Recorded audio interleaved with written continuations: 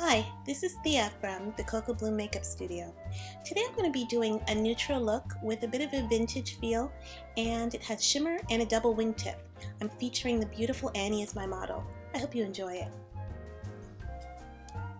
The first step is just applying a satin gold color to the base and extending beyond the crease. And then I'm going to take gel liner and put the first wing underneath the lash line. Gel is just a little bit more forgiving, so it blends easier, and I'll go over that hard line a bit later with liquid liner.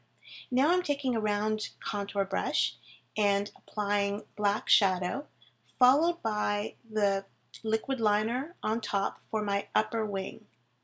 I'm going to take the same liquid now and go over the gel liner on the bottom lashes, but making sure that I'm not going beyond halfway underneath the lash line. Also be mindful to keep a bit of a gap between the two wings at the outer part of the eye. Now I'm going to take the same brush that I used to apply the black shadow, and I'm not adding more shadow, but I'm just going to take what's on it and diffuse the upper wing a bit just to soften the line. Next step is taking a warm taupe shimmer and applying it over the gold, concentrating most of it in the 1/3 inner corner of the eye. Don't worry if you cover over the wingtip, because it's better to cover everything and then make it have more of a softer blended look than to try and be careful and avoid the wing. Okay, so next I'm applying a gray, like a charcoal gray matte shadow to the contour, applying with one brush and blending with another so that I'm not adding more color than I want to in that area. And then I'm going to add a little bit of an ivory shimmer just under the brow.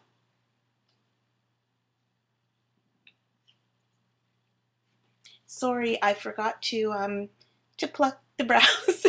So there's a bit of hair there, but just ignore it. Anyway, we're going to go over the liquid liner on the upper lashes again. And it gets easier each time because I'm just following the line that I've already done.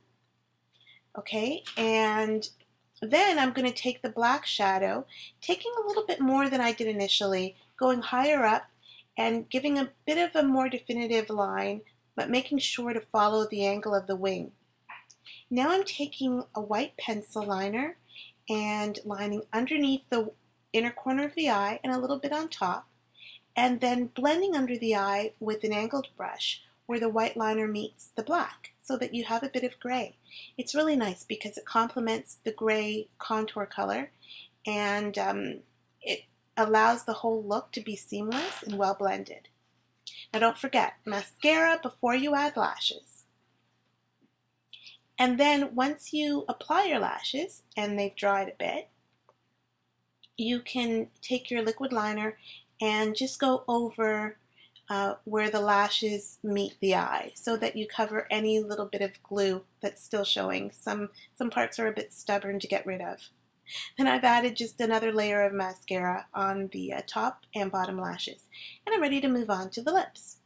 So the lips have been moisturized well, and now I'm using a brown berry lip liner. It's important that it has a bit of brown in it because it grounds the natural lip tone of her lips, which are very, very pink.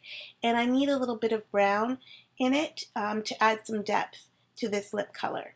So this is a pale pink that's mixed with a little bit of white to make it pale, and a bit of brown to give it depth. And I've chosen this shade to complement this kind of vintage feel that we're going with the eye, and also just because it's very soft and pretty, and the eyes are very stark, so it's a nice balance. So once I've applied the lip color, I'm going over the outer corners with the same lip liner, the brown berry, and then blending in the edges. And this just gives some interest, adds a bit of depth, and makes it a little bit more dimensional than one-dimensional.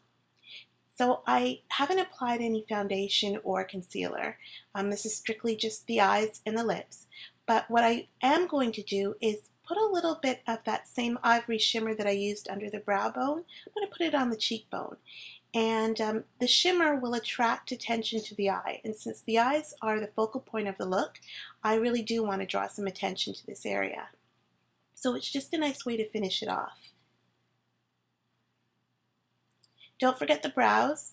Full brows are in the spring, so I'm just making sure that they're just filled in nicely, not making them, too stark, but just softening with a little bit of shadow, and that's a finished look.